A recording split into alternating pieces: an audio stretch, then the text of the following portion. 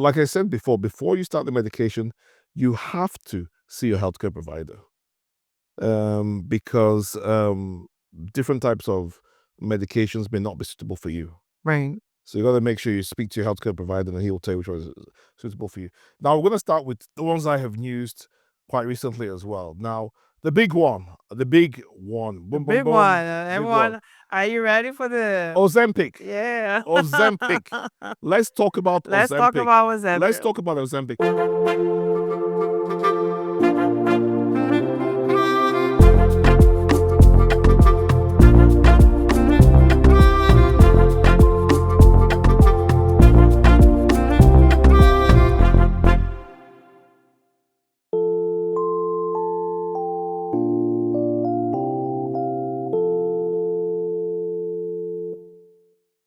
Hello, everyone, and welcome to this special episode of Our Lives Narratives.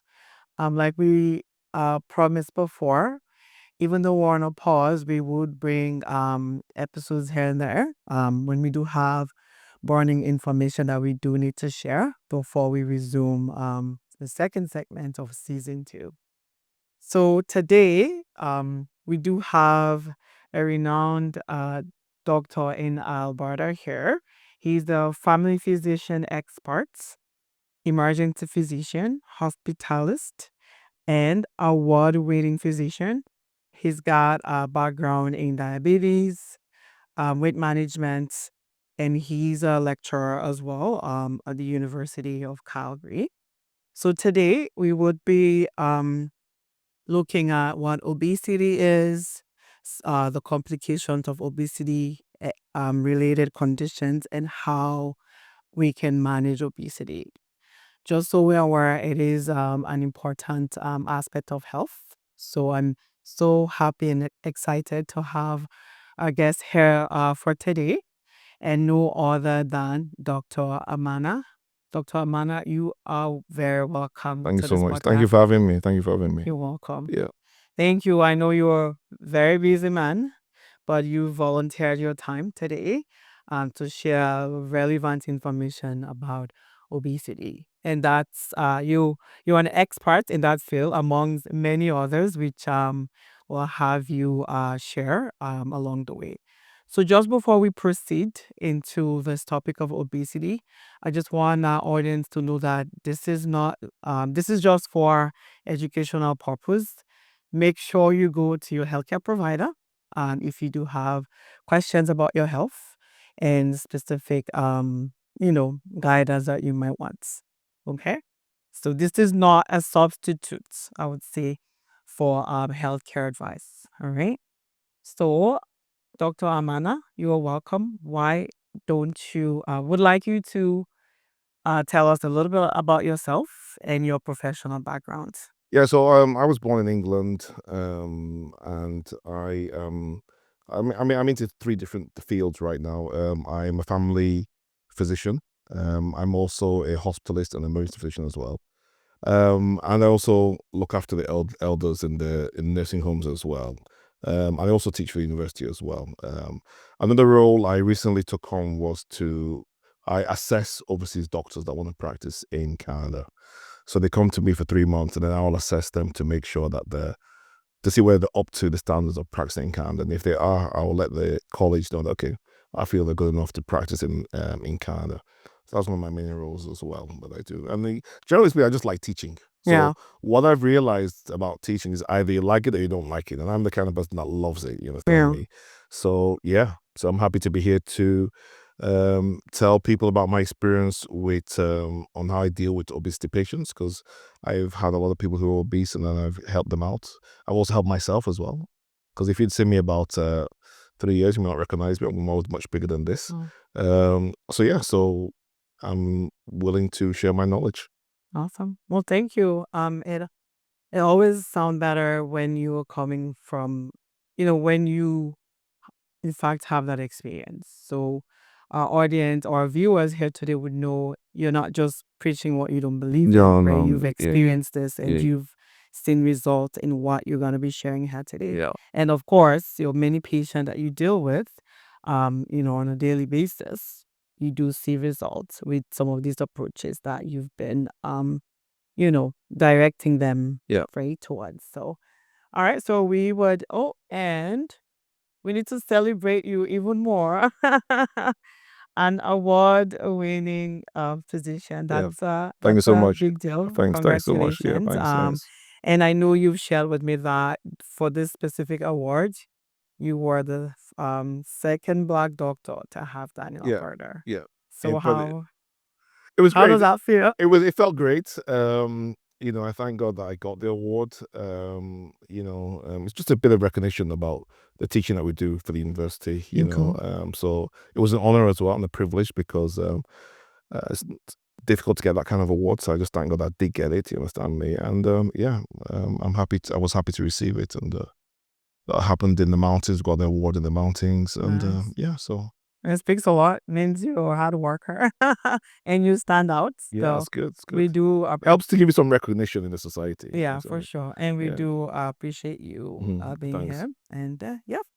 So let's go right into Yeah. obesity. Yeah. So in a nutshell, what is obesity? So obesity is being overweight, and the question is, okay, if you're overweight, so what? The problem is that if you're overweight, it can have devastating effects later on in life. Right. A common cause of heart problems is if you're obese. That can cause to heart problems like hypertension. And the problem is if you develop hypertension, what can happen? You can have a stroke, you can have a heart attack.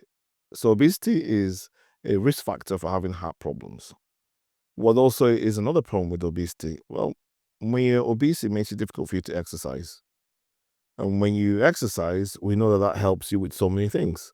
Like, did you know that exercise can help your cognition, so your memory function? In fact, there was something I watched, a research that they did. They had some older people, okay, and what they did was some older people, they exercised, I think brisk walking or some form of exercise for about 30 minutes. Yeah. They did an MRI of the brain before the exercise, and they did an MRI of the brain after the person exercised, and it showed that the brain cells, new brain cells developed. So exercise actually is very important for memory. Now, if you're obese, you can't exercise. Okay. What are the aspects is this thing? Well, obesity is a risk factor for diabetes as well, which is huge as well. And what's the problem with diabetes? Well, the problem with diabetes, it can lead to kidney problems. It can lead to eye problems. I've had some diabetic patients who have had their feet amputated as well. And also diabetes can lead to heart problems as well.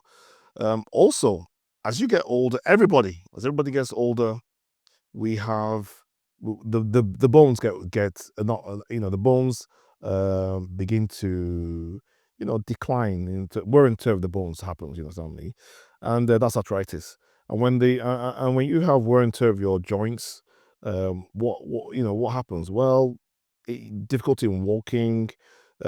If it's wear and tear in your back, it can lead to severe backache, which is quite common. And how is that connected to obesity? Well, if you're overweight, you'll have more pain. Right. I've had patients who've had wear and tear, or arthritis in their joints. When they've lost some weight, they've had less pain in their knees.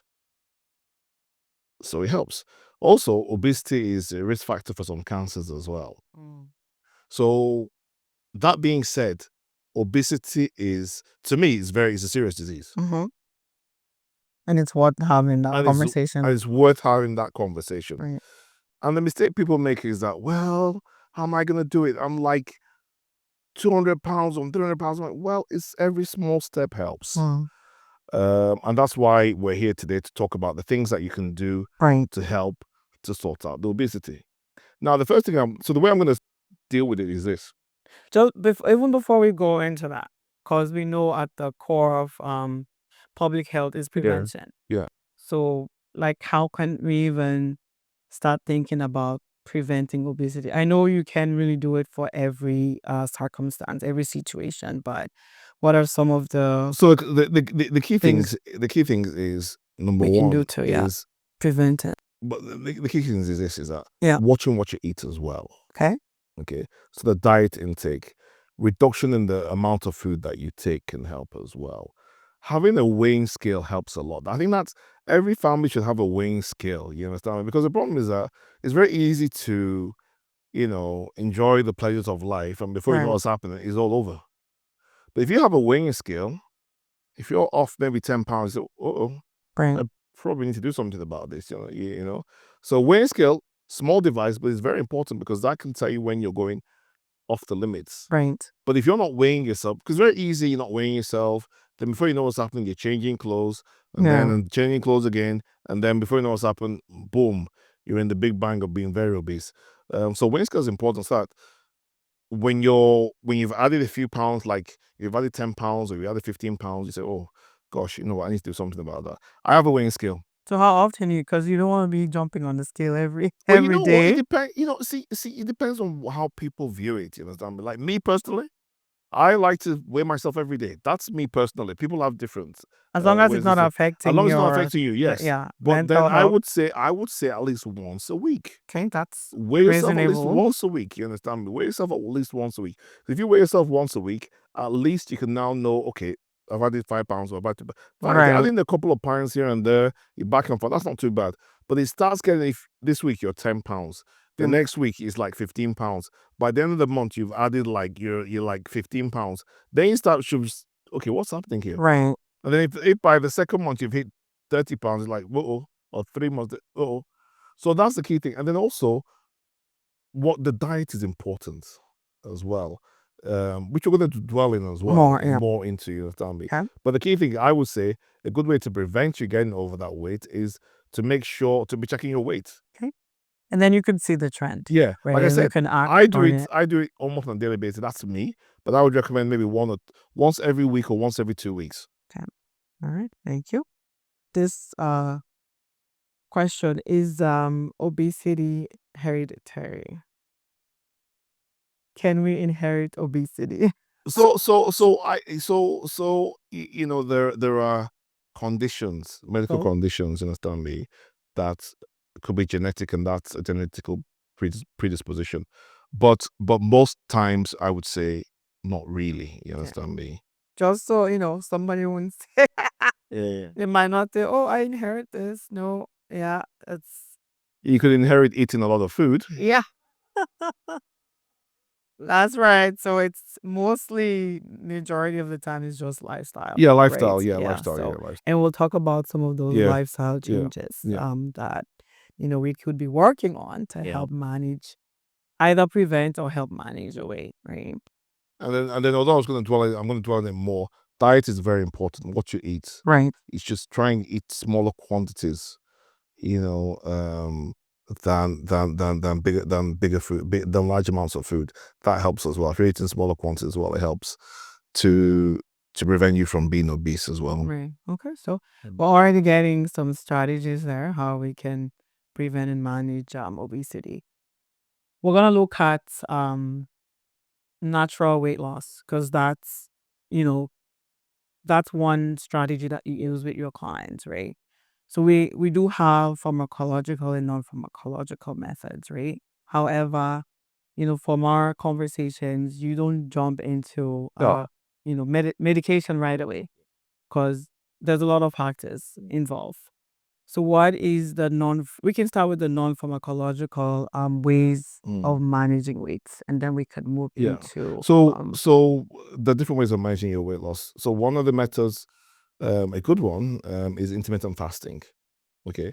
And what does that mean? So what it means, like you don't eat you don't start your first food at 8 o'clock in the morning time. You'll have a 12 to 16 hour window of fasting, you understand me? And you can shorten it as well. Like, I'll give you an example. Your last meal could be 7 o'clock in the morning, 7 o'clock in the evening, and then your first meal will be around 12 in the afternoon. Now, I do intermittent fasting. Okay. I do intermittent fasting. So what I do, I don't eat breakfast. My first meal is after 12 o'clock. And then I try and, well, you have to try and, a good way, but not all the time. Because sometimes it doesn't work that way. But if you can stick to trying to have your last food around 7 or 8, it helps as well. Okay. Now, because you're doing intermittent fast doesn't mean that between 12 to 7 you say, right, I'm doing intermittent fasting now, right, I'm gonna go for it. During 12 to 7, I'm gonna get those things in. No, Yep. you know, You still have to be you still have to be cautious. cautious of what you do. Yeah. So what we tend to say is, you know, still cut down on your carbs. Okay. Because if you cut down on carbs, it helps. Eat fruits and vegetables. Eat smaller portions. Now, a trick of eating smaller portions: get smaller plates. That's a good one. Get smaller plates. You know, like instead of that. having, you know, the round big, get a smaller plate. Yeah. You know, and that can help. Now, And don't go for a round 2, second rounds, yeah, because you could have the smaller plate. yeah, and go around. Yeah, But that's yeah, also a good thing. great advice. So, but does it work? Yes, it does. I've had a patient who lost 90 pounds or more on just doing intermittent fasting. And why I like why I'm talking about intermittent fasting is that some of the pharmacological ways or the medication way of losing weight is expensive. So this is a natural way of losing weight. I had a patient that came to my office. She wanted to lose weight, and I told her that, okay, you know what? Why don't you try intermittent fasting, whereby, you know, your last meal is around 7 o'clock, and then your first meal is around 12 o'clock. In between that, you know, watch what you're going to eat, cut down on your carbohydrates, exercise as well. Because it's not just about, see, when you talk about management of obesity, it's not just one thing. Right. You know, so some people say, well, you know, when I get this medication, I'm killing it. No. Yeah. You know, obesity involves different things, you understand me? Weight loss involves different things. Number one, you got to exercise. Okay? Exercise is very important. I'm going to get to that. You understand me? Exercise is not going to get a gym membership. Right. I'm not saying that. And then the next thing is what you eat. And then the other aspect, which like intermittent fasting or other things like medication. So I told you that you got to exercise as well. You know, and when I talk exercise, walking is a fantastic way of losing weight. And cost effective. Cost effective. Don't need to go. Now, if you have the money to go to the gym, that's fine. But walking is just as good. So I had a Fitbit watch, and I used to go to the before in the past. I used to go to the gym. I record how much I lost when I went to the gym for an hour. I record how much I lost when I walked. When I walked, I burned more calories than when I was at the gym. Wow, amazing. So you have no excuse. So I actually love this walking. 30 minutes, just walk. 30 minutes, 5 days a week. That's all you need to do.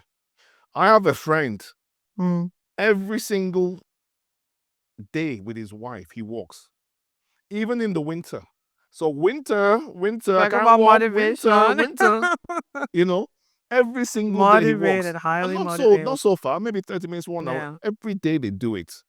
Even during the winter. Now, if you're not that dedicated, you know, then you can do it 3 days. You can start with 1 day, Right. Set and then realistic build it goals. up to 3 days. So you can do 1 day for this week, and then the next week you build it up to 2 days, Right. then build it up to 3 days until you get about 5 days. We actually recommend 30 minutes, 5 days a week. Okay. To see. And if you can make it brisk walking, that's fine. Now, there are some people who they are so overweight that they can't even move. And in those kind of patients, we would probably start medication first. So before you proceed, Dr. Amanna, what is the difference between intermittent and calorie counts? So calorie. So this is the key thing. So For our viewers. yeah. So intermittent fasting is that you're not eating within a certain period of time. Calorie count, you could be having your breakfast, you can having your lunch, you can having your dinner, but at the same time, you're just reducing the amount of calories that you're taking. So the two different things, you understand me? Right. So you're not really fasting when you're doing your calorie count. You're not really fasting. So this is like fasting. Is it more beneficial to do the intermittent fasting as opposed to calorie count? Everybody is different. Okay. You understand Not me? one size fits all. No, because some people won't be able to do the fasting. Right. And so that shouldn't discourage you from trying to lose weight. No. There are other ways you can lose weight, which we're going to get into as well. You understand me? But if you can, it is beneficial as well, because I've used intermittent fasting. I've lost weight on it as well. I've had patients who've lost weight. Now, back to the lady, the patient I told you about that, I said, okay, you know, stop eating at 7 o'clock. Right. Start 12 o'clock in the afternoon. You know, exercise, reduce your carbs. I saw her some months later. What a change. She had lost a lot of weight. I said, what did you do? She said, I listened to you. Look at that. Listen to your doctors. What? Don't show up. That's how she lost the weight. She lost the weight just by reducing her carbs, keeping to that fasting Right. timetable, 7 o'clock in the evening. Maybe 7 o'clock in the evening, and in the morning eating around 12. I don't know the exact length of time, but she Yeah. said she listened to me and And she it lost the worked. weight. It Wow. worked.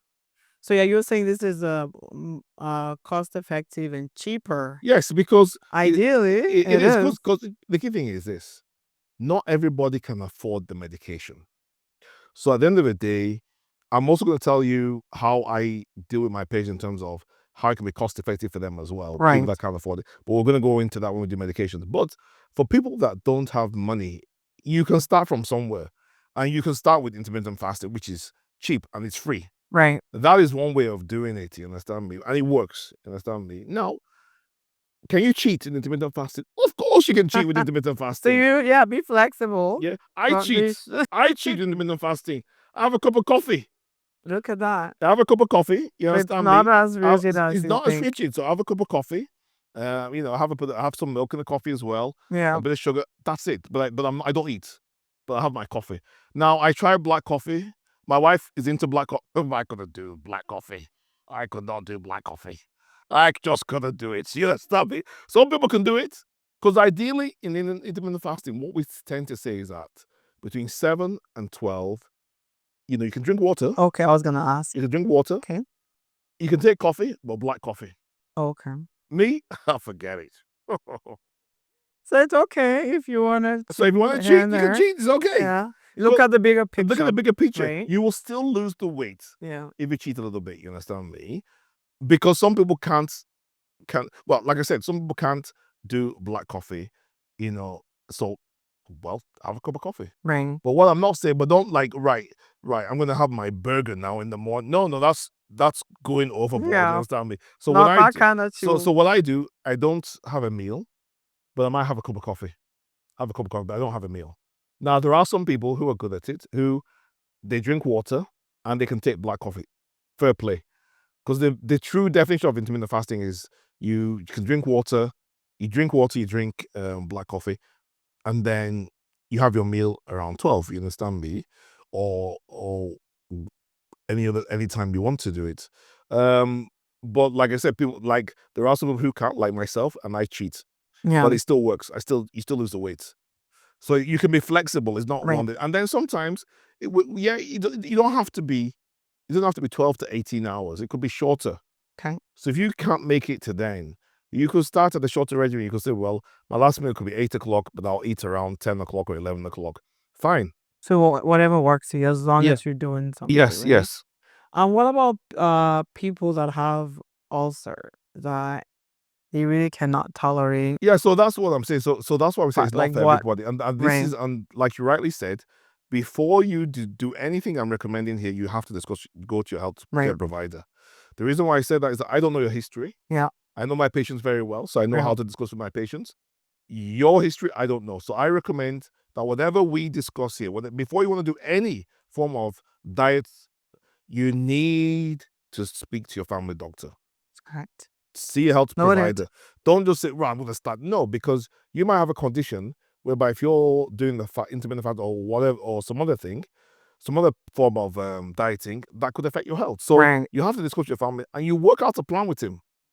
The best thing, you work out a plan with him. So go back to your healthcare provider and come up with your own plan, because Yes. it's gonna be different Yeah. for every Yes, individual yes. because of our history, our body mechanics and all of Yes. that, right? So, okay, so we can go into the pharmacology. No, I want to, before we go into that, there's some other thing I want to talk about, Sounds which is good. like, let's say you're not doing intermittent fasting. There are other ways of losing the weight as well. Okay. Okay. So reduction in calories as well. So let's say, okay, well, I can't fast. Well, what can I do? Like I mentioned before, exercise is important. Okay. Cutting down the quantity of food you're taking. So if you're someone that you're having a full English breakfast, I'm from England, you're like your full English breakfast. Right, I need my toast, my bacon, my sausages. Yes, this is my breakfast today. What you could do actually is you could sit and I'm like, how many toasts, sir?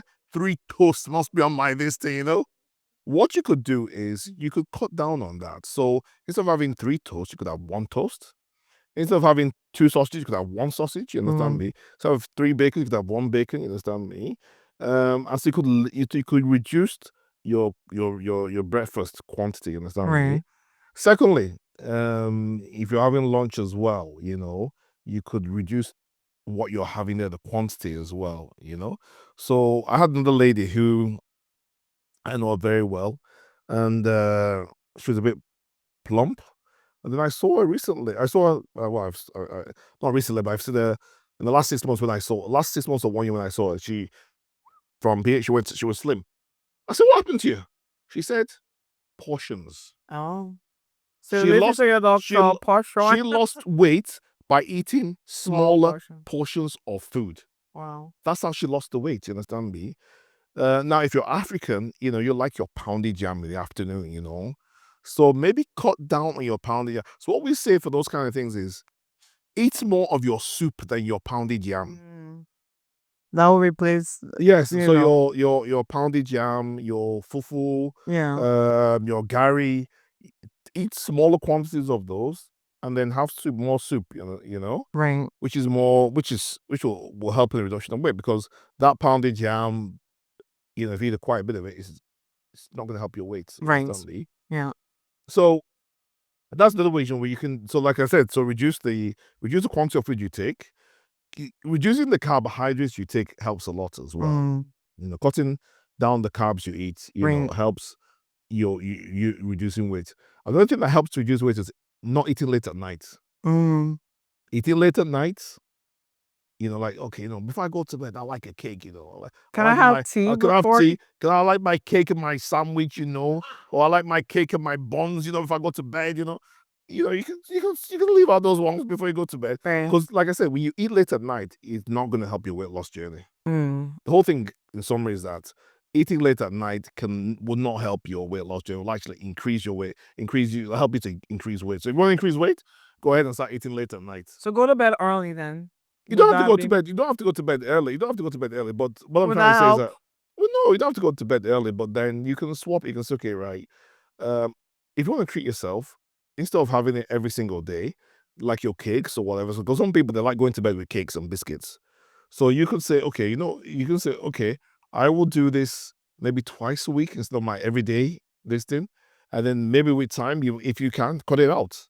I know somebody that likes to go to bed with the cakes. Yes. Not really cakes, but biscuits don't, but lots of people do that. They go to bed with a cake or biscuit, and then some people, because of some situations, they like eating late at night and stuff. Now, if your job, because of your job, you have to eat late at you're night. up at night. You understand me? Well, that's a different situation. Okay. But in that case, reduce the quantity that you're eating.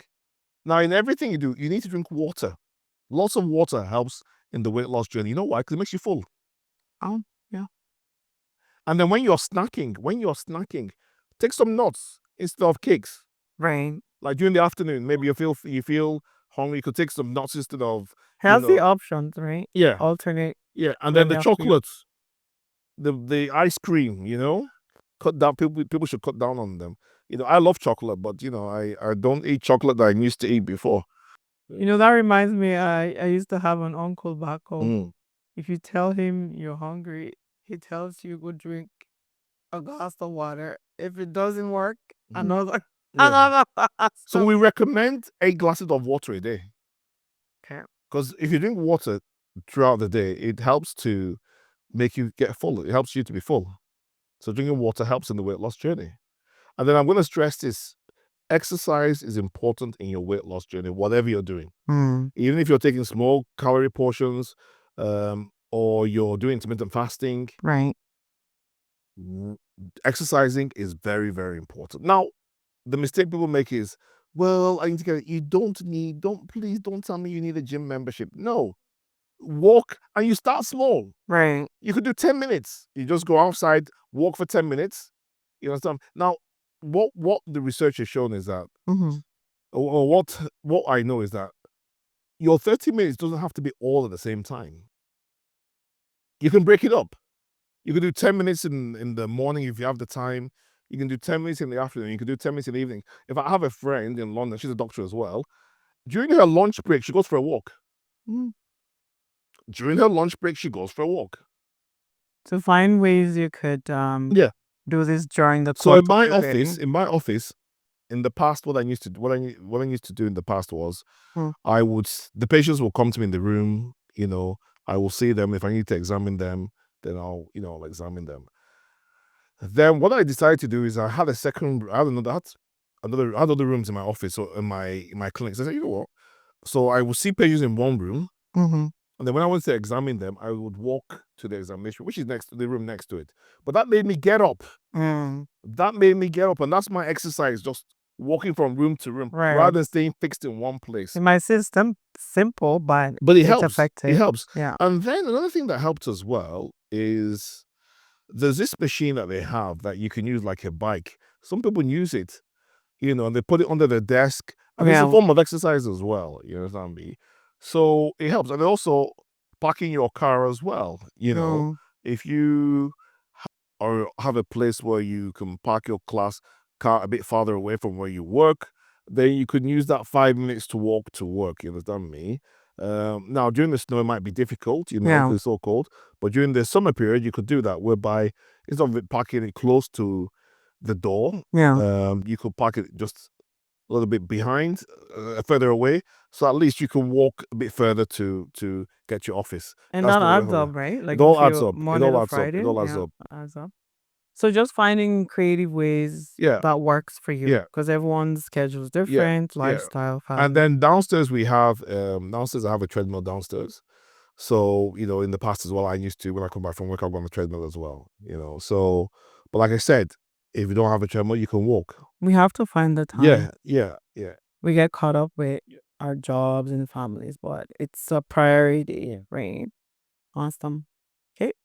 Did you want to go into meditation now? So, like I said before you start the medication, you have to see your healthcare provider.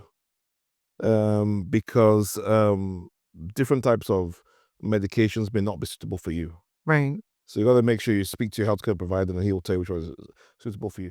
Now we're going to start with the ones I have used quite recently as well. Now the big one. Big one. Big Everyone, one. are you ready for the Ozempic. Yeah. Ozempic. Let's talk about Let's Ozempic. talk about Ozempic. Let's talk about Ozempic. So I have extra qualifications in diabetes. Okay. So besides being a family health physician, I also have extra qualifications in diabetes. I have a diploma in diabetes from England, obviously. And so I deal with a lot of diabetic patients. Yeah. And I go for a lot of conferences as well on diabetes. Right. And when Ozempic came out, what I realized was that my patients on Ozempic were losing weight. This was before they started using it for weight loss. Right. And I said to myself, and I spoke to the Ozempic rep, and I said, why don't we do a mini research on people that are not diabetic to see whether that can help them or not? Because there's no correlation to that. They may not be, if there's not a correlation, why don't we do it? Yeah. And although they didn't liaise with me, but eventually they did the study. And guess what? Ozempic could be used for people that were not diabetic. And then I got, like I said, I go for conferences, and then they discuss about Ozempic and its relevance. And the beauty about Ozempic for people that were who were diabetic was that it helped people lose weight, and when you lose weight, it helps your sugar control. So weight loss is key. It's key to a lot of things. Helps you conquer a lot of those because we see them. Because sometimes they lose the weight, and even some people that were on insulin. I've used it to reduce the insulin quantity. Those that are type 2, not type 1. Right. Type 2. I've helped them I put them on Ozempic, and that's helped to reduce the amount of insulin that they're on. Which is good. In fact, there was a lady who actually, when she came to me, she was on metformin, and then she was on insulin. And now we have lots of intermediate drugs that can help you that you can use before you use insulin. And I said, metformin and insulin? And I discussed with her, and I looked at her medication list, and I said, and my impression was that we've got lots of medications now that we can use before we jump into insulin. Maybe we can try and get you off this insulin and use other intermittent medication. Yeah. This woman thought it was a joke. Guess what? I got her off Yeah. insulin. Wow. That's amazing. Got her off insulin, and she's Coaching got her off is insulin, gone. and then with Injections are gone. Ozempic as well. Got her weight down as well. She put her on Ozempic and some other stuff. Now she's not on insulin. And when I talk to her, she listens to me. You know what I'm saying? It worked. It wasn't. It worked. So that's another beauty of Ozempic as well. But back to the weight loss issue. So with Ozempic, the first thing first is, what are the contraindications? Right. If you have a history of thyroid cancer, there's a family history of thyroid cancer, you should not be taking Ozempic. That's why you need to go back to your family Yes, doctor. gotta go back to family doctor. Number two, there's a disease called MEN2. I'm not going to go into the details about that because this podcast is not for medical students or for medical doctors. Right. This podcast is for the general public. Right. So if you have MEN2, you should not be on taking Ozempic. If you have active pancreatitis, you shouldn't be taking Ozempic. Okay. So you have to check with your doctor about all these things. Secondly, before you start placed on Ozempic, before your doctor starts you on Ozempic, he should give you some warning signs to look out for. Right. So if you develop like right-sided abdominal pain, or you're vomiting constantly, maybe you should stop and then see your doctor, see what's happening. Because there are cases of pancreatitis out there. You understand me? So these are things. So once everything is good to go, then and there's no contraindications, then you can start Ozempic. Now, and then I just want to go back to what I mentioned before. So, so then the Ozempic's now released. The pharmaceutical company that produced Ozempic now released Ozempic into the market, and we now realize that yes, it can be used for weight loss. And I started to use it on people for weight loss, and then I saw people lose a lot of weight. I helped them lose a lot of weight. I've helped patients lose about 90 pounds. Wow. Or more. Wow. I myself, I lost 100 pounds on Ozempic. If you see me 3 years ago, I was big daddy. Big daddy. Yeah. It was daddy. So Dr. Amanna is not telling you what I'm telling he you. So, hasn't and how my experienced, journey with Ozempic started was like, yes, I was helping a lot of people lose weight with Ozempic. And then I was speaking with a surgeon one time in one of the hospitals in Alberta. And interestingly, he was a bariatric surgeon as well. So before, there's some patients, they're so big, they're so heavy, that they're too heavy to go for surgery. Right. What the surgeon does is that he puts them on Ozempic to reduce the weight. And when that weight is okay, then they can now operate on them, bypass or sleep or whatever they want to do with them. Yeah. So he asked me one time, he said, Jerry, what about, when are you going there? Yeah. Because I was skeptical. Initially, I was skeptical about it. Even though I was helping people lose weight on it, I was a bit skeptical on going on it. But then you know what? I said, no, I might help myself as well, And I did. And I started. So when I started Ozempic, I started Ozempic December 2021. And by last year, April, I had lost 100 pounds. Wow. I lost 100 pounds. So Ozempic does work. And this is how I start with Ozempic. This is what I do to my patients. You understand me? You gotta start small because of the side effects. Okay. Once you've ruled out the contraindications, you start small. So how do I start? So it starts in 0.25. So you do 0.25 every week for a month. Okay. And then after a month, I increase you to 0.5. Now I did a mini study. I did a mini study in my clinic. What I used to do when I started people on Ozempic to lose weight, what I did was, if you lost 4 pounds, so I used to see people on a monthly basis, because people that I saw on a monthly basis did better than people that I saw after 3 months, because you can follow, if they're misbehaving, you can follow them, not in a bad way, but they're eating too much, you can follow them up and say, look, you need to cut down on your carbs, or stop eating your 8 burgers in the morning time, or you probably need to exercise a bit more, so I can follow them up. I can address any everything. concerns sooner than so later. what I did, and then until they're stable. So what I used to do, if you lost 4 pounds in the month, then I would leave you on the same dose of Ozempic. So if you're on 2.5 and you lost 4 pounds, I'll leave you on the same dose. But if you lost less than 4 pounds, then I'll increase the dose. And then After a while, I did another study. I did another mini study. That was just me doing my mini study. Yeah. Where I just increased you, no matter what weight you are. And Mm. what I realized that if you increase whatever weight you are, you lose weight faster. So the key thing is you start at 0.25 weekly for 1 month. After 1 month, you go up to 0.5. Okay. And then do it weekly for a month. After that, it could go up to 0.75. Yeah. And then to 1. Now, if you go up to 1, sometimes I buy them. When you go up to 1, you probably tolerated it then. I can miss a step. Mm. So instead of going to 1.25, I go to 1.5. Oh, okay. I can miss a step. If you're still tolerating. Yeah, you'd be still tolerating it. So, and then, but the actual weight loss dose is 2.4. Okay. That's actual weight loss dose, 2.4. But the reason why I don't start with 2.4 is because there are some of my patients who just on 0.5 or 0.25, they're losing the weight. Yeah. So there's no point. So there's no point. Yeah. They're losing weight, you understand me? And there's some people at 1, they've lost nearly everything. They're just on 1 and their weight is flying, you understand me? So that's why you don't jump first and go to 2.4. And actually, I have seen patients who have come to the hospital because they've been started on a high dose 2 straight away. The person was started on 2 milligrams straight away and the person was sick. Yeah. So I always recommend you start on a smaller dose. Now, the question is, what if people might ask, okay, I'm on 0.5 now and I start feeling sick?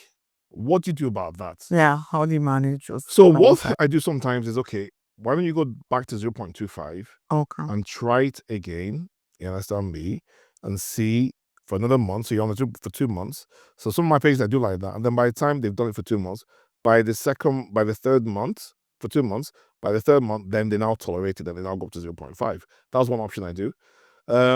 Secondly, if they're on a higher dose, maybe they're on 1. I tell them to split the dose. They split the dose. They take half a dose on a Monday, half a dose on a Thursday or a Friday, and that works for some of them. They don't have the side effects, and then they continue in that manner.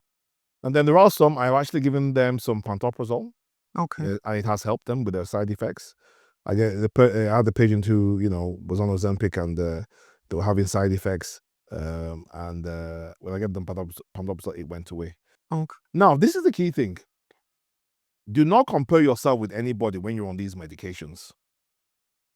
Because I've had some patients on 0.5, they're losing the weight.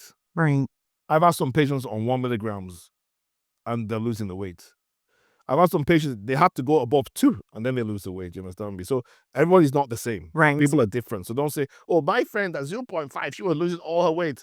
Well, you're not your friend, you understand me? So it's different for everybody.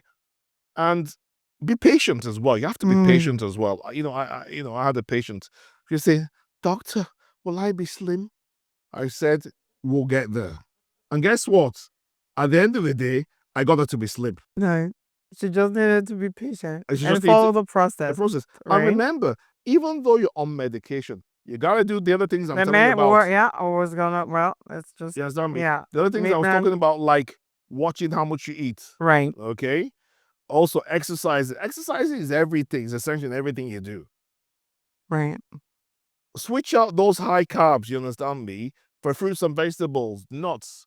Get some salmon in you. Get some vegetables. Carrots. If you want crunchy. You understand me? Get some vegetables inside you. That's right.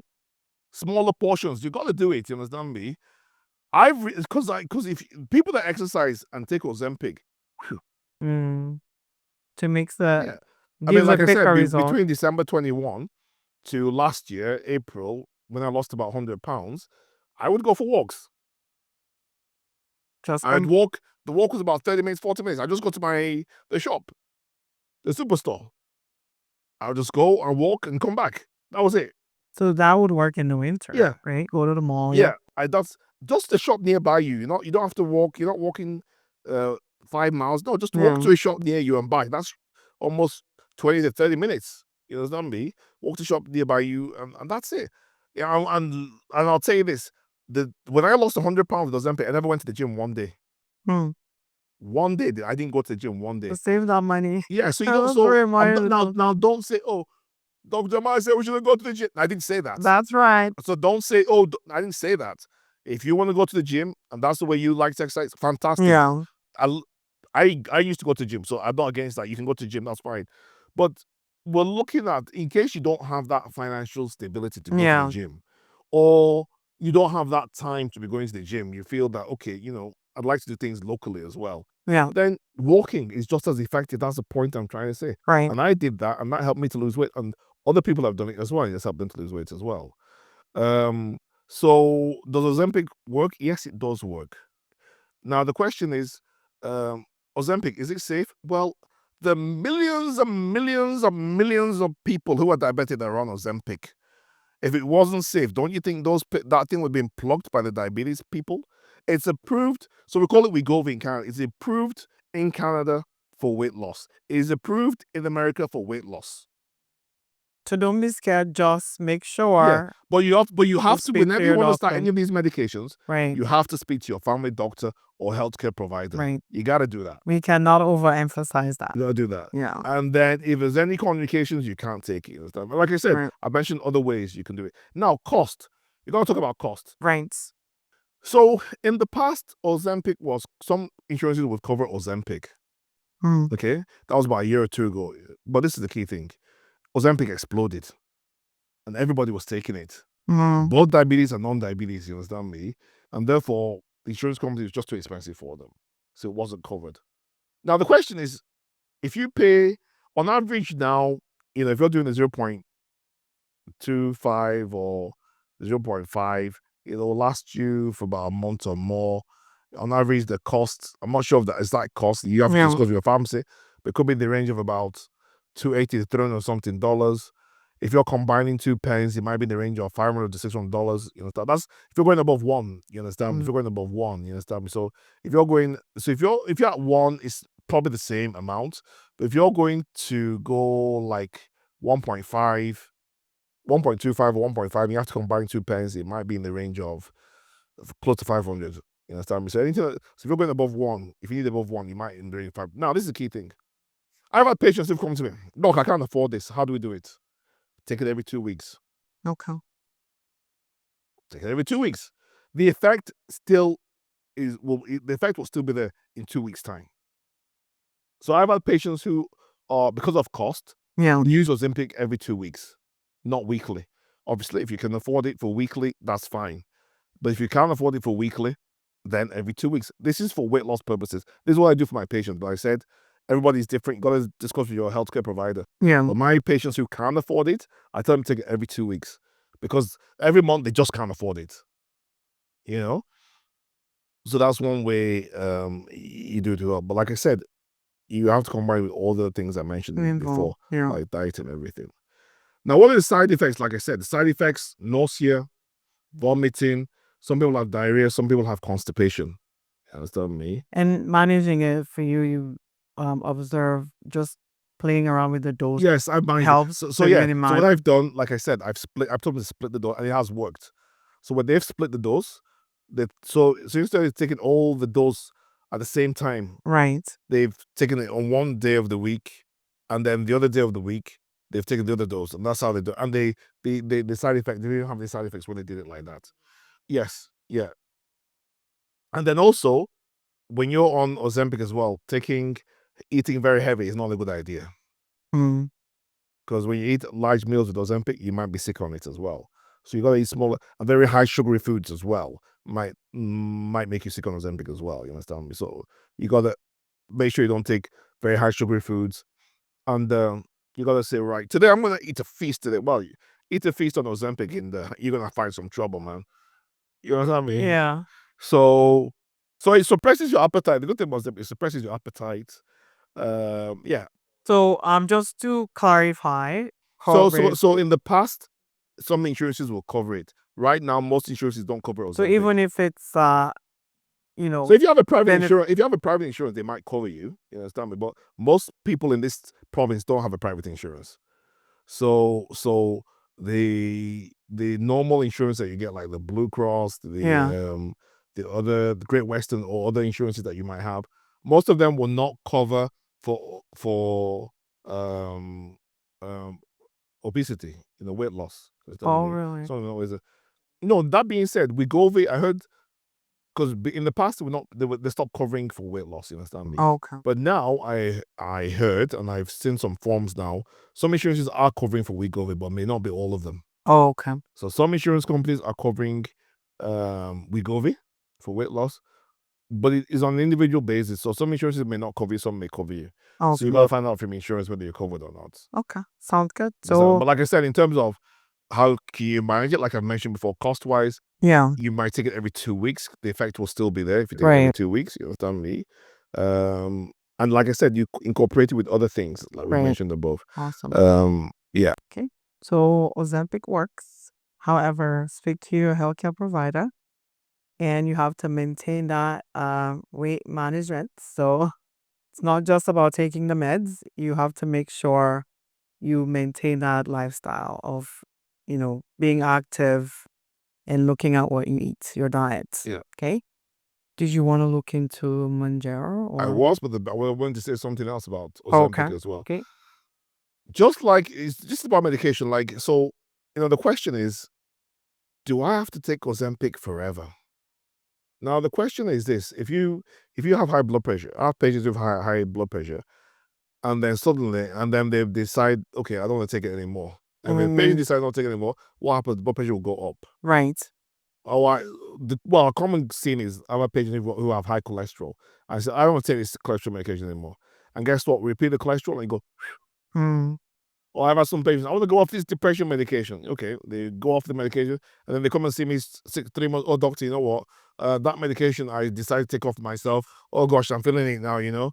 So the key thing is this: is that just like in any other disease, whereby if you stop taking the medication, okay, it can bounce back up. This is similar to Ozempic. So what we tend to do now is that because I make sure you reach your ideal weight, and I use the BMI to get. Once I get you below your BMI, once I get to your ideal BMI, that's what I'm using. Yeah. Okay. Do you stop it or?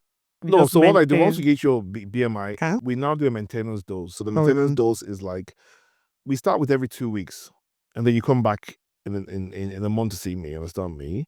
You take it every 2 weeks. Now, if in the month you're still losing weight, we now make it on a monthly basis. Okay. I've had some patients that they just take it every 2 months. So it depends. We it's just a maintenance, you understand? Because if you stop it. So what if you say, oh, I'm gonna keep up with my diet and my Which is exercise? fantastic. Oh, so that's why.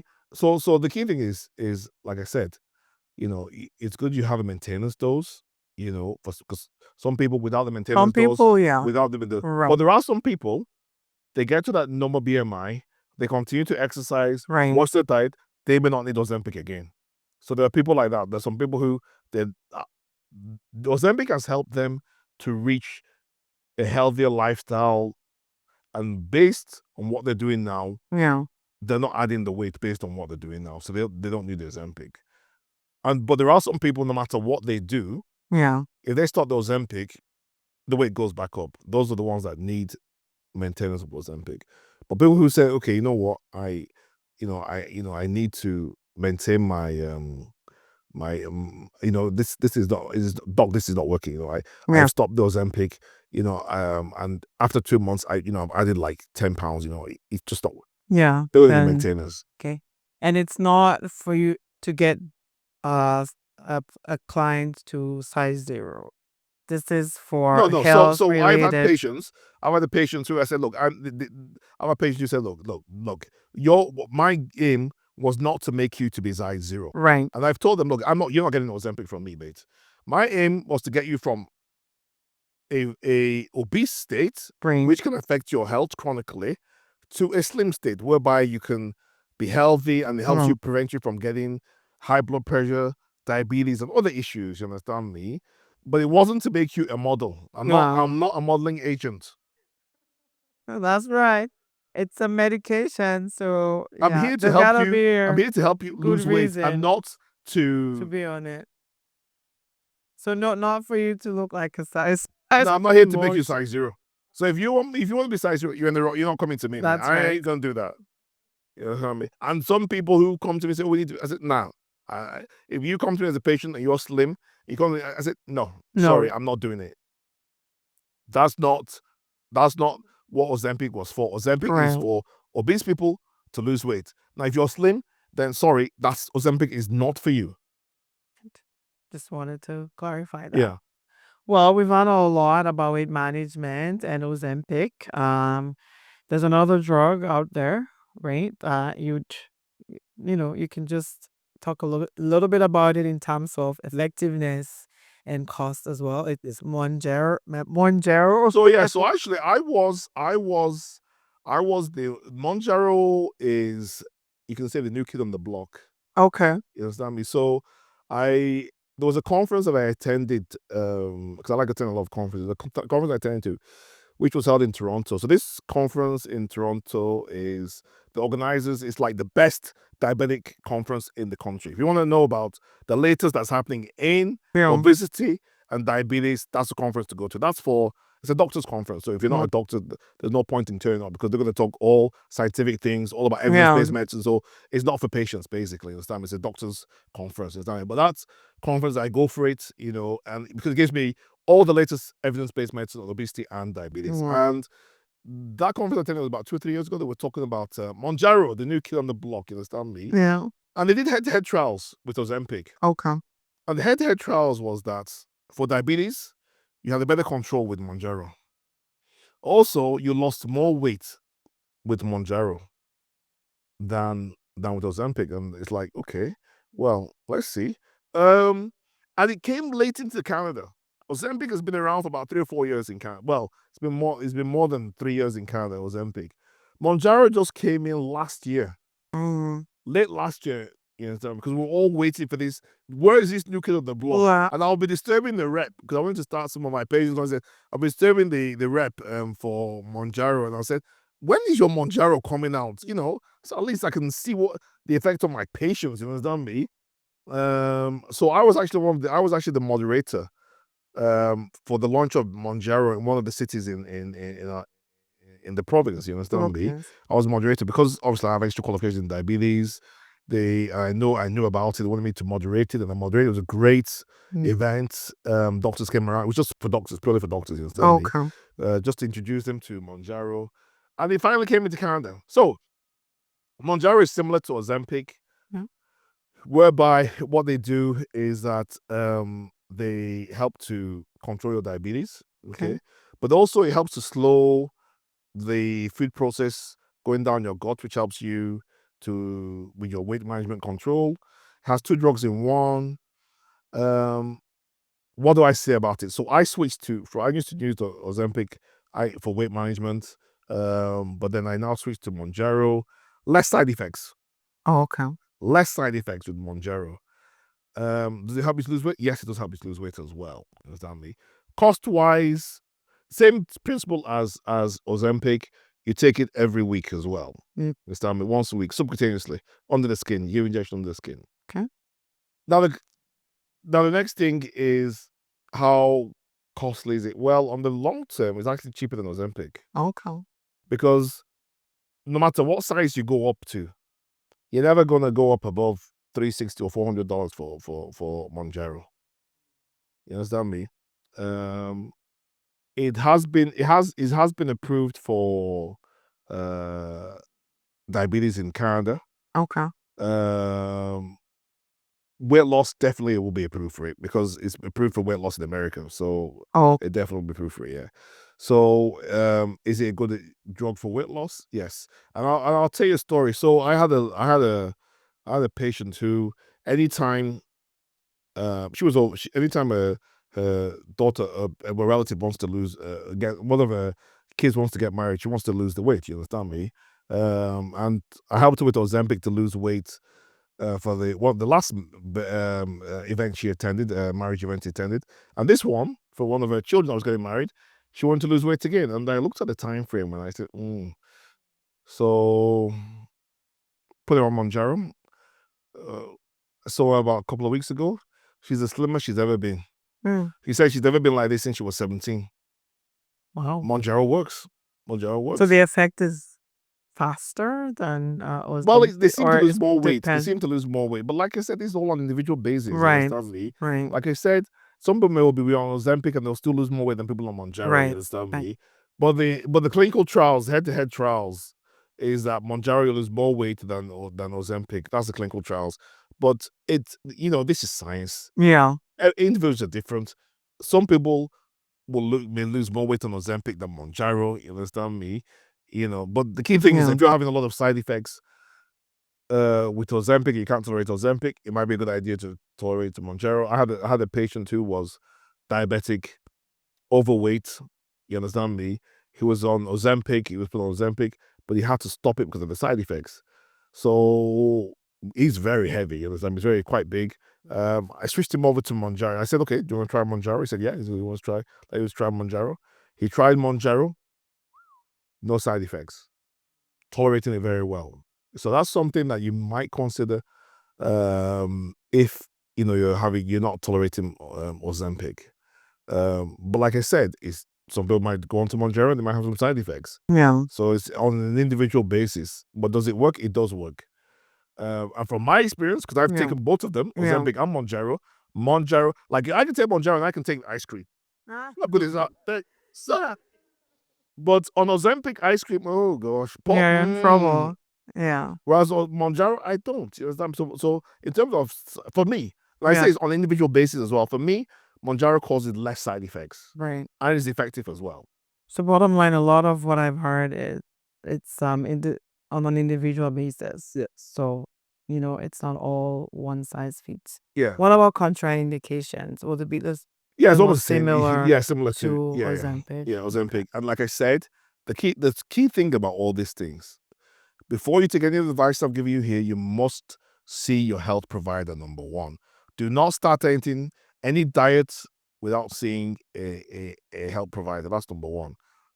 Number two, if you develop any side effects while you put on those medications, so like if you develop right-sided pain here or tummy pain here, gotta see a doctor. Go and see a doctor. If you're vomiting, go and see a doctor. If you've got back pain, go and see a doctor. So if you develop any side effects of any of the medication, make sure you see your doctor. You understand me? And then that's key for that. But do they work? Yes, they do work. I'm a living example of it. Right.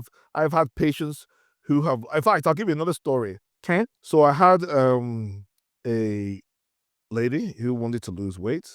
She became my patient, and she lost the weight. She became slim. The husband came to see me. Oh, I saw what he did to my wife. He was bulky as well. that for me too. Do it to me. Stop me. And I helped him. Guess what? I helped him to lose weight as well. Oh, look at that. And guess what? After that, his in-laws said, "We have seen this couple that have lost weight. Help us to lose weight." And guess what? That couple came to me. There you go. It works. It works. The result. Yeah. So yeah. So for me personally, with my patients, it has worked. You understand me? So I'm talking from experience. From my experience, I have helped a lot of people lose weight. And then to me, it's been amazing to see people who found it difficult to exercise before, who found it difficult to have a normal life because of the weight, to now become slim, have a normal life, and help their lives. It's been amazing, you understand me? Right. And also, another amazing thing about it as well is sometimes when you're overweight, it can affect your mentality. Yeah. Some people feel depressed because of the weight. And it's good to see people say, "Doc, before I was like," but now they're happy that they've lost. I also see that positive impact psychologically, physio, And then there's one other thing I wanted to mention about Ozempic as well, because sometimes you hit a plateau. So what I did when I hit a plateau one time with Ozempic was I stopped it for a couple of weeks. Then I went back on it, and it kicked in again. So sometimes if you hit a plateau, maybe just stop it for a couple of weeks, and then go back on the medication again, and that might kick it in again. You understand me? Now, the other things that you can use to lose weight as well, you understand me? It's not just Ozempic, it's not just Mounjaro, okay? You have things called Contrive. Contrive is another thing, another tablet that you can use to lose weight. It's got two in one medications that can help you to lose weight. It affects the appetite center in the brain, and that helps helps you from feeling hungry. So people have used that. They are more cost effective than Ozempic or Mounjaro. But you lose more. You lose more weight on the other ones. Okay. You Compared understand me? to. There's another one called Olestat as well that some doctors use as well. It can help some people to lose weight, but the disadvantage of that sometimes it can cause big greasy stool. So some people don't like that. Every time they're passing out big greasy stool. Yeah. Does it help? Yes, it helps. You do lose some weight on it, but from my experience, it's not as effective as those upper ones. True. Okay. Sounds good. But like I said, everything you start from somewhere. Yeah. And that's why I tell people, you start from somewhere. So you say, okay, I don't have the money for Ozempic. Okay, fine. You don't have the money for Ozempic, you don't have the money for Mounjaro, you don't have the money for medications. Start with smaller portions of food. Get smaller plates. Drink more water. Get more vegetables into your food, less carbohydrates. Walk 30 minutes a day, even if it's for 5 days a week. That will save you time and Yeah. dinner, right? And that's free. And that's free. Yeah. Cost effective. Yeah. And then, to be honest with you, there are some people who are so overweight that they can't even exercise. Because if they walk 1 or 2 steps, What's wrong with that? it becomes a problem. Now, those ones, yes, we could start on medication, but if they can't afford medication, the same thing. If you do 10 minutes now, and then build it up to 20 minutes to 30 minutes with time, and you eat smaller portions with time, as your weight gradually drops, you get more stamina. No. It's been amazing, Dr. Amanna. That is We so much. can go on and on and on. And I Yeah. know, you've done a lot of research. You've got Yeah. tons of experience in this area. So we do appreciate you sharing some of what you know today. I think we'll just round things up here. I'm happy about all of the life experiences, the stories you've shared, including yours today. So as we round up, in one word, how would you describe your experience, some of your experiences, and what you've shared with us today? What would be that one word? You got to be determined. Okay. And why is that? Because you don't want to be, even if you don't see yourself losing weight, it will eventually come. Because like I said, when you're doing the small gradual steps, you may not see it initially after a week or 2 or 3 weeks, but with time, after a month or 2, you might say, oh gosh, I've lost this thing. Oh gosh, and before you know what happens, it all adds up. Like I said, when I started my weight loss journey in 2021, like I was a big daddy, like I said, I was heavy, you understand me? So, But before I knew what was happening, like Jack Robin, I lost 100 pounds. well, amazing. So, and the key thing is, a second key thing, you're not in competition with anybody. So don't say, well, this guy. No, it's your journey. Your journey can be slow. You're not in competition. Don't compete with anybody. Like me, I'm not competing with anybody. You want to compete with me? I'm not competing with you. Oh, that's right. It's not a race. So, Handle your own thing in your own way, right? Awesome.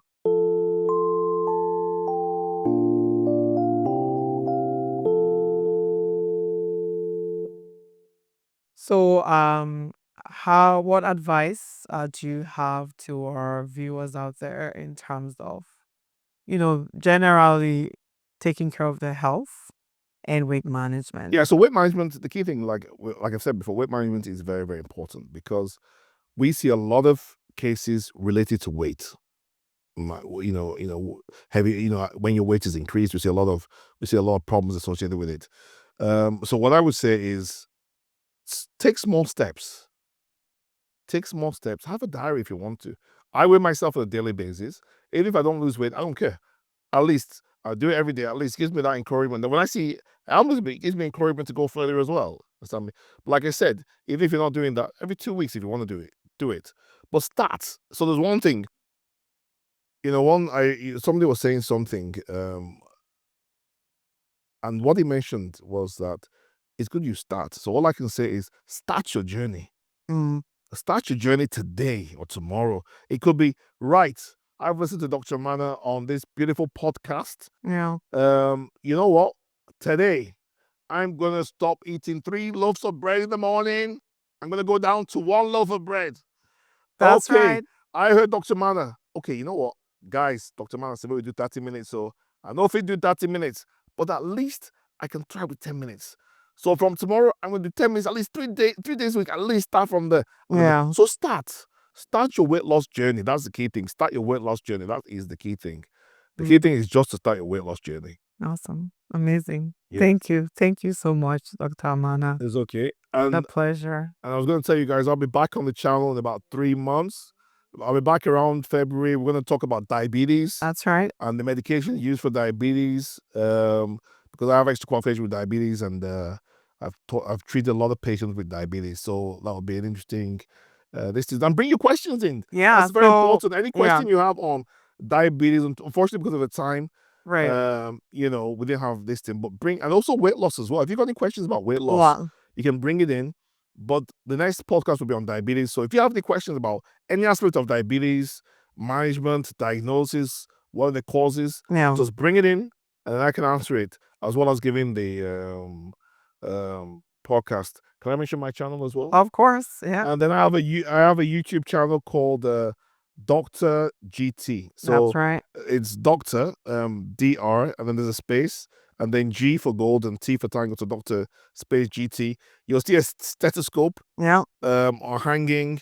That's me. So we've got different health topics related there. But I'll be back in about 3 to 4 months on this lovely podcast. Hopefully I'll be a regular visitor to share health topics. And if there's a health topic that you want me to discuss, let her know. We'll discuss it. That's right. So you had Dr. Amanna. It's such a pleasure to have him say that to you guys. That you'll keep seeing him here every so often. Yeah, I'm here. I'm ready. The topics there's a lot of them. So please feel free to drop your questions.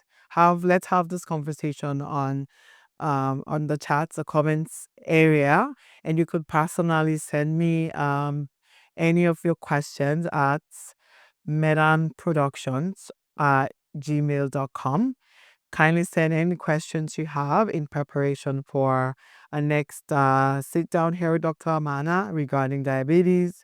And if there was anything else that you wanted him to have touched on today as well, you could send those questions as well. It's been a pleasure, Dr. Amanna. I have one question from one of our viewers. It's not weight management related. Yeah, it's okay. Okay. And it's great because you're a family physician as well.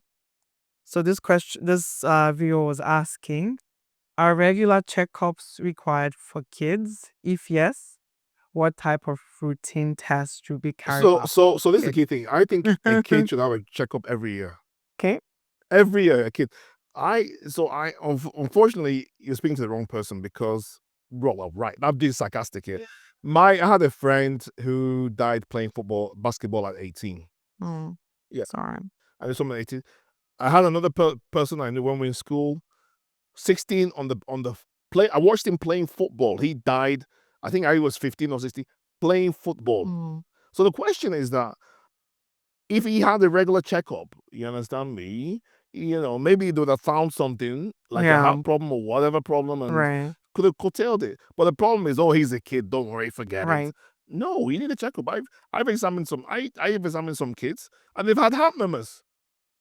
Now, if the parents didn't bring the kid to me or the baby to me to examine, then I wouldn't have been able to pick it up. We can only do what we examine. That's right. And that's why there was an article in one of the journals that the art of examination is lost. Why was he saying that? Because examinations are not being done anymore. You need to be examining your kids at least once a year.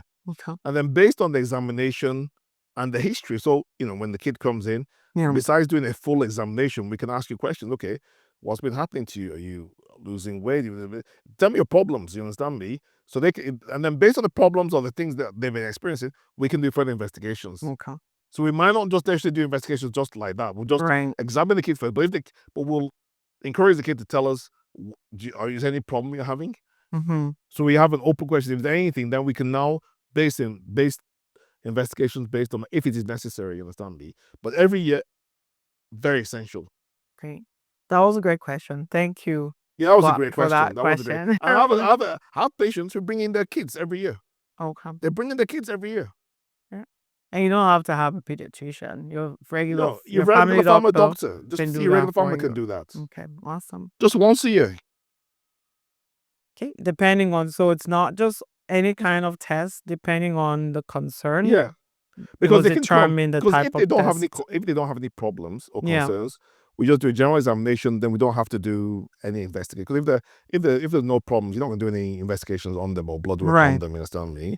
Um, you just examine them. Yeah, But like I said, I've examined kids in the past. You understand me? Young people in the past. Help people with memos. You understand yeah, me? So you act on that. You understand me? So yeah. Awesome. Well, thank you so much, Dr. Amanna, for being with us, I feel being like with us here I feel like today. talking till tomorrow. I can see that. And please check out his YouTube channel. Um, Quite informative, and he's got short video clips, 2 minute, 3 minute here, but it will be worth your time. So check that out as well. Well, thank you all so much for joining us today on this special episode, and we cannot wait for Dr. Amanna to be back here and again and again. So make sure we have this conversation going. And if you do have questions, you could leave it in the chat or send it to that email. Yeah, thank you all so much for being with us today. Until our next episode, Dr. Mana, do you want to say goodbye? Yeah, goodbye, and keep safe. And like I said, I'll be regularly coming here to give you some health tips and everything. But the key thing, we want to hear from you. Give me questions so that I can Okay, answer. that's right. And like I said, if there's any other topic you want us to discuss in the community, like hypertension or some other thing that's prevalent, Yeah. let us know and we'll discuss it. Well, thank you all so much for joining us today. Until next time, we say, continue to follow us on all of our social media platforms. And if you haven't had the time to subscribe, please do so. Because we know a lot of people are watching us. We need to get our subscribers up. And we're looking to get up to 600 subscribers before December. Please give us that Christmas gift. I think you guys should go up to 5,000. You guys are great. There you go. You guys are great. You're doing great for the community. That's Come right. on. There you go. Fantastic. So no more sitting on the fence. Until next time, have a good evening. Bye. Bye.